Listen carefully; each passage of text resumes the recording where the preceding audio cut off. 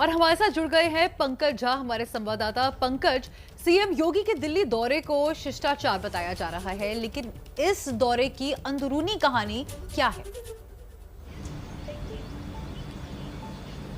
देखिए, inside story जो दो बड़े नेताओं के बीच में बातचीत हुई है, योगी और पीएम मोदी के बीच में। कल देर शाम योगी आदित्यनाथ लखनऊ लौटे और फिर उन्होंने अपने कुछ करीबी लोगों के साथ बैठक की। उसके बाद ऐसा मूड लग रहा है, जो वहाँ से जो खबरें आई हैं छनकर, उसके मुताबिक ये है कि कहा गया है कि सबको साथ लेकर चला जाए।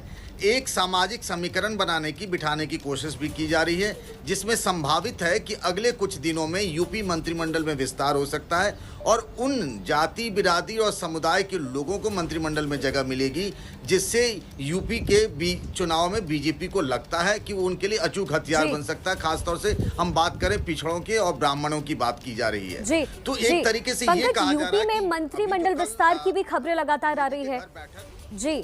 तो बड़ा सवाल ये है पंकज कि क्या चुनाव से ठीक पहले सोशल इंजीनियरिंग की पूरी कोशिश हो रही है?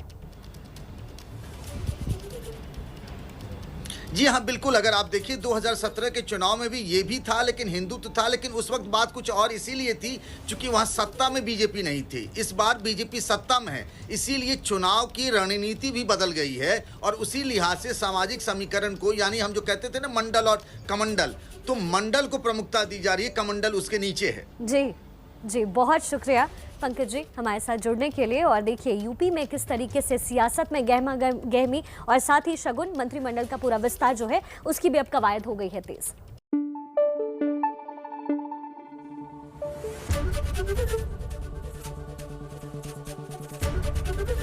एबीपी न्यूज आपको रखे आगे।